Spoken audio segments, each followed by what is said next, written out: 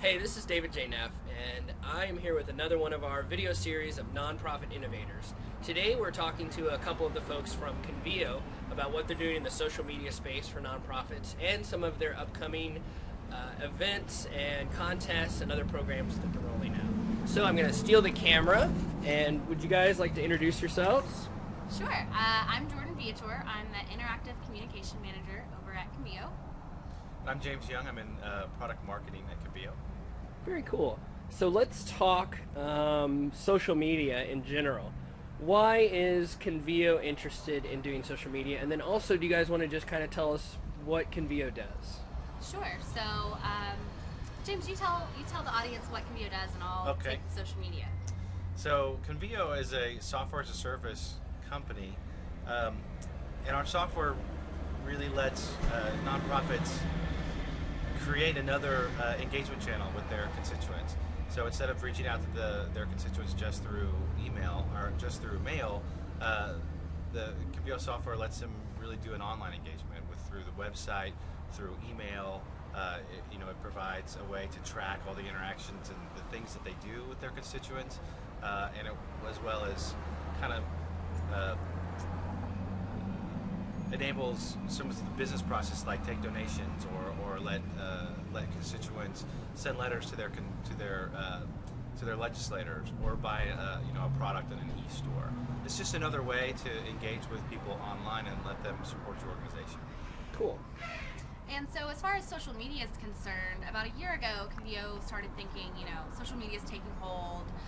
What can we be doing to be proactive? And there were a couple reasons behind that. One was, as a company, we have phenomenal services and products and people who work there, and we really realized that there was this internal knowledge base, if you will, of consultants and product managers and web designers that had more to share than just what they do on a day-to-day basis with clients.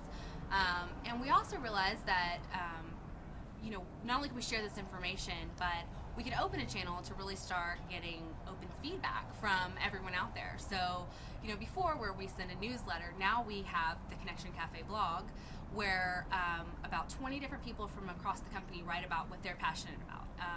It doesn't have to do with our products and services. The people are never told what they have to write about. It's really, what are you passionate about? What do you feel like covering? And totally empowering our internal staff to go out there and share what it is that they want to share with the nonprofit technology community that they feel could be beneficial. I'd say the third tier of that was really serving as an aggregator, so knowing that we're never going to have all the information that's possible to be shared. So how do we, share through blog posts and our blog roll, sites like FI Spaces and Beth's blog and Frog Loop and all these other great blogs that are sharing things on similar subjects that we just can't possibly all cover everything there is to do. So really making it more of an online community where we kind of try to serve as the hub of sharing information, empowering people internally and externally to share their experiences and thoughts, and bringing it all together so that we're sharing the best of the best that the nonprofit community has to offer. Very cool. I like the idea of the Connection Cafe as you listening to your own employees as much as you're listening to outside things. Totally. Because that's a neat idea of not telling them what to post, instead just being like, you're the subject matter expert at XYZ, and so when they go on and they post their thoughts about XYZ and things like that. Is there anything on the Connection Cafe that has come up from an employee that you guys are like, we're gonna enact on that's going to be our next event or our next promotion or anything, or is that something you're hoping for maybe? I think our writers, employees that are writing for the Connection Cafe blog catch on to trends that are happening, right? We work in technology, so things change on a day-to-day basis. And so sometimes they start writing about things like user experience that is obviously a big subject for us, but that's one team on, in a department of many teams, and so they start covering things and we realize, hey, we got 8 comments on that. People are really engaging in this content. This is something that's important. How do we cover this more in depth? How do we go out and, be proactive about this information? Or, in the future, are there more services that we need to offer as a company based on what people are writing us on they want or they don't want? And so I can't think of a specific instance thus far. You do? Okay. Yeah, so a good example of that, about a year ago, I guess, around that time frame, Twitter wasn't used by a ton of people yet within the company, or maybe really out there in the world in general. But one of our guys started getting interested in Twitter and wondering how this could be used for nonprofits, and he had some theories about what Twitter could be used for, and he posted a blog post about it. That got a bunch of other people within our consulting services at Convio thinking, well, how would I use Twitter for a nonprofit? And so there was this dialogue and discussion internally, and now our consultants are able to at least offer their opinions and some sort of strategy about how nonprofits can use a tool like Twitter to reach out to their Very constituents. cool. Very cool. Tell me about, I guess you go over the holidays. One of my ideas was I was going to put like New Year's resolutions on Twitter and stuff, but I never got around to it. But you guys kind of did nonprofit New Year's resolutions. So why don't you, talk about that just for a little bit about how that worked and everything else. So, as 2008 was coming to a close, I almost said 2009, we started thinking, you start talking end-of-year appeal campaigns, and, we're hearing a lot from clients on what they're hoping to achieve. Obviously, the economy's not in the best shape right now, so there's a lot of discussion on, we really need to be proactive in certain areas and really focus on, key elements of our strategy. And so we decided to take a group of bloggers, FI Spaces, David, you were on there, Beth, and quite a few others. And we said, hey, we all want to post across the web on what, on your respective blogs, what are your resolutions?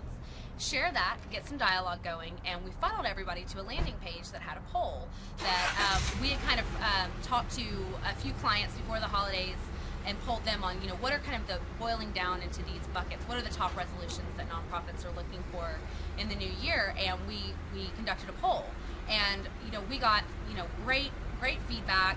Totally took all that and created this free guide for nonprofits, basically on everybody makes resolutions every year. Go to the gym, lose weight, eat better, read more, learn Spanish, whatever it is. And 9 times out of 10, you look at the end of the year and you're the same weight, and you're not eating bananas every morning for breakfast, and still can't speak Spanish. And the same's true for nonprofits. So we kind of said, okay, let's take all these, let's put them in the top resolutions that people had, and then let's take information on how, as a company and an expert in this field, we can give the nonprofits step by step on how to prioritize, how to keep true to these specific goals that they have. And it was really great. We've heard a lot of great feedback, people really trying to follow the rules we gave them. We gave them examples on other people who have done it, so it's more tangible, best practices, steps to take, case studies on real results people have seen, and I'm hoping we can help a couple nonprofits at least keep to their resolutions this year. Very cool. We'll have to get that up on the on my blog as well. Maybe we'll attach it to this post. Mental note, David, attach this to the post. Talk about, you said something about like one of your upcoming things was social actions, I guess. Mm-hmm. So what is social actions? So Social Actions is an organization by Peter Dietz and Joe Solomon, and kind of their overall mission is how to use the web to create, small and meaningful social actions, in all places. And so they are creating a Change the Web challenge that's launching here in a few weeks, and basically taking RSS feeds of social actions, and they're opening it up to any developer who wants to come in and build a customized application, whatever that is, whatever their creative vision is, that could help any nonprofit, across the country, across the world, to implement it on a website to help create, again, social actions, whether it's fundraising, petition signing, volunteering, etc. And so a couple months ago, they came to us with the idea, and I brought it to the higher ups and said, this seems like a really great opportunity. We have our open initiative, which is slated to, kind of help create openness and transparency in the industry, kind of agnostic to your provider, through APIs, extension, and connectors. You can connect any of your data, connect all of the projects that you're working on online, and social actions just fit so beautifully into kind of our mantra as a company, I would say. And so we're going to be a sponsor, and I would urge anyone watching this, go to socialactions.org, look at, what people are sending in, kind of read up on the rules and guidelines, and submit things, because we're really hoping to see some cool stuff come out. And check out our party at South by this year, South by Southwest. We're going to have Joe and or Peter, the founders, and some hopefully some cool judges, maybe a few celebs. No promises yet.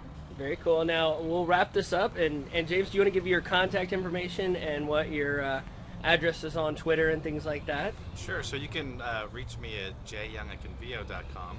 If you want to follow me on Twitter, which will include personal stuff, so bear with me there. It's Iber Young, IBERYOUNG, and I'm on Facebook as well, James Young in Austin, Texas. I think I'm the only James Young in Austin, Texas that's on Facebook so far. Very cool. And will you give us kind of your contact information? Sure. You can find me at jviator, VIATOR, at Convio.com. My Twitter handle is at JordanV, and I'm also in Austin, Texas, Jordan Viator, probably the only one on Facebook. Okay, thanks guys. We appreciate it. Thanks, Thanks, David. David.